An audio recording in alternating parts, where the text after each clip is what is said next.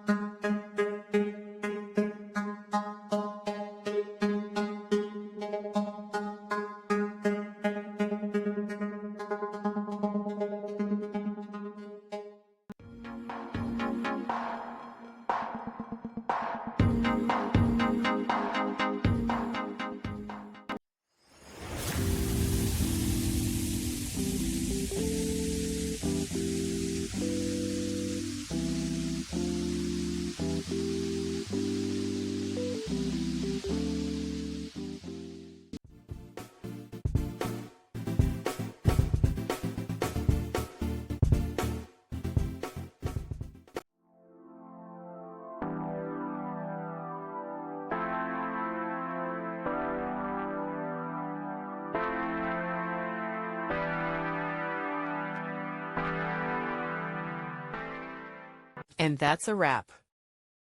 I hope you found the answer you were looking for. If you did, take a second to hit that subscribe button. It really helps out. And let me know in the comments which solution worked best for you. See you next time in the debug zone.